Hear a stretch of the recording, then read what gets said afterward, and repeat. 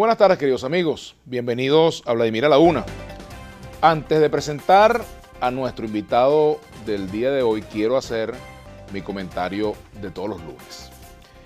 Y, en principio, referirme a lo que se anunció el fin de semana en cuanto que el presidente ha solicitado la renuncia a todos sus ministros. Se anuncia entonces un cambio de gabinete. Y Venezuela hoy tiene una profunda crisis política, económica y por supuesto también social. Es un país empobrecido, con un grave problema económico, con una altísima diáspora, con una parálisis económica terrible, además con graves problemas en el campo de la salud. Hemos sufrido también el impacto de un brutal apagón que puso en evidencia las debilidades de nuestro país y fue una pequeña muestra de lo que puede ocurrir en Venezuela si se agrava además la situación de confrontación política. El presidente anuncia un cambio de gabinete cuando Venezuela realmente necesita un gabinete de cambio. Ya hemos visto durante estos años muchos enroques y cero cambio de políticas. Y ese cero cambio de políticas se ha traducido en la profundización de los graves problemas que vive Venezuela. ¿Será un gabinete para abrir camino a una negociación política?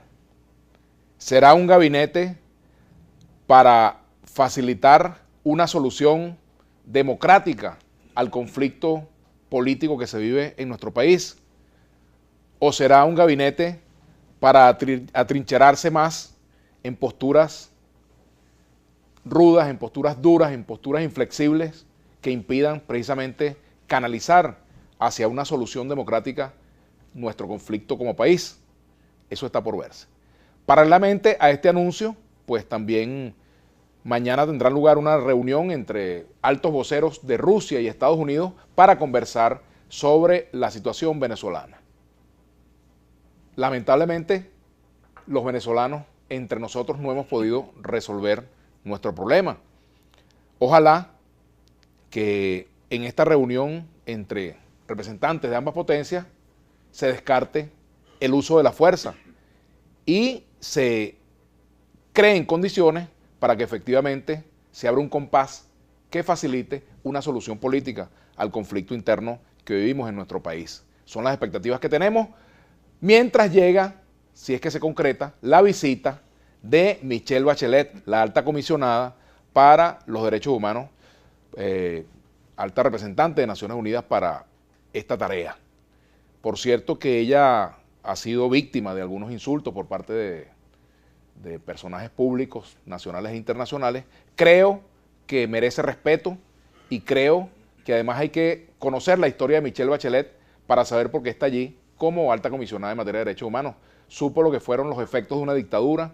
Su padre fue víctima de la dictadura de Pinochet y sé que esa es una razón suficiente para tener un mínimo de sensibilidad frente al tema de derechos humanos.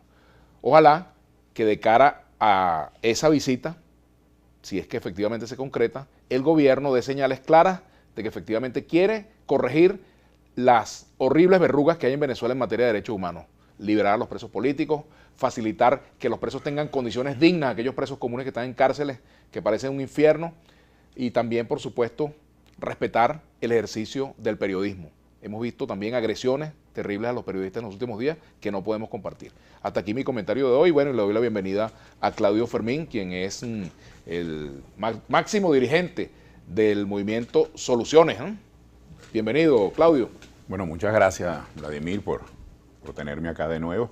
Tenemos como 2 meses que no conversábamos en público. Ciertamente. Sí, ¿verdad? Ciertamente. Y bueno, como tú fuiste uno de los representantes de la oposición que no forma parte del grupo de los 4, que no forma parte de todo lo que fue la MUT, hiciste algunas observaciones a la línea política que hoy predomina en la mayoría de la oposición. Me gustaría que hiciéramos un balance de lo ocurrido desde este último programa hasta el día de hoy.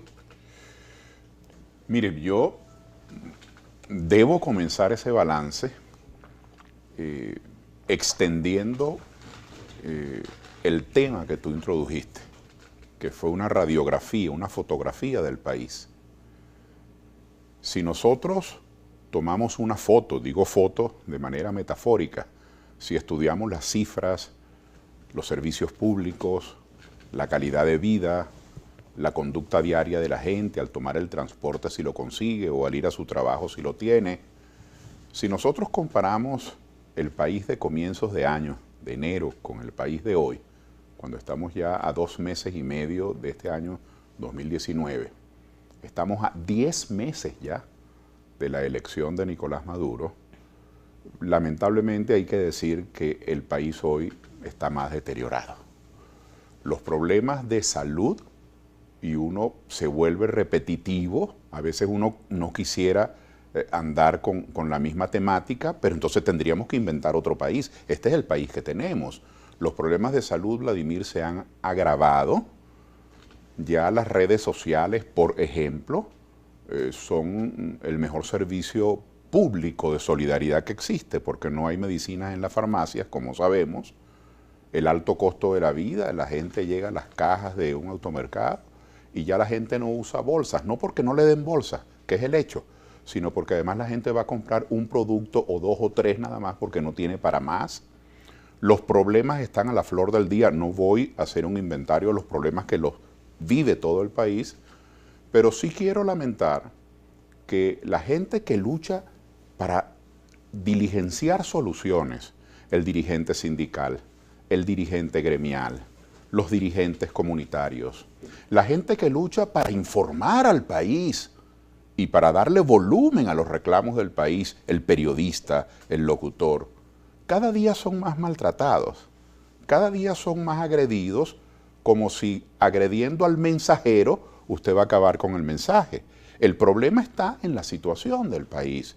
Y frente a esto, que es muy preocupante, vamos a hablar del gobierno de manera genérica. Y cuando digo el gobierno, incluyo ministerios, gobernadores, alcaldes, lo público, quienes tienen el poder público, los presupuestos, los organismos, quienes pueden tomar decisiones, o Maduro, para emblematizarlo en Maduro, perdieron capacidad de respuesta. Tiene todas las instituciones, todo el poder financiero, todo el presupuesto, pero no da respuesta. Es decir, se perdió capacidad de respuesta y gobernabilidad, porque el escenario en el que tiene que tomar decisiones cada día le es más hostil. Es decir, no se cree ya en su palabra, carece de socios en el exterior como para producir algunos acuerdos que traigan productos al país. En su propia organización, al menos yo percibo, no percibo respuestas, no percibo alternativas. Hay una actitud a la defensiva, completamente a la defensiva, como si la oposición la tuviera tomada conmigo, diría el gobierno. No, yo creo que la situación, y con esto concluyo el balance que me pides, la situación se ha deteriorado. Quienes luchan para enfatizar esos reclamos, la dirigencia comunitaria, sindical, política de base, los periodistas son maltratados. Entonces el país ahora pierde más tiempo en esa confrontación de la represión, de la opresión, en vez de buscar resolver los problemas. Y ojalá que ese cambio de gabinete al que tú te has referido, pues, vamos a ver qué dice. Ojalá que sea un cambio para que haya un cambio de políticas. Aquí, ¿cuánto se ha invertido en compra de armamento? ¿Cuánto armamento han vendido aquí los rusos y los chinos en los últimos 20 años, por decir algo? ¿Y cuánto se ha invertido en arreglar los quirófanos y los hospitales? ¿Cuánto se ha gastado en tarimas, en cadenas, en propaganda?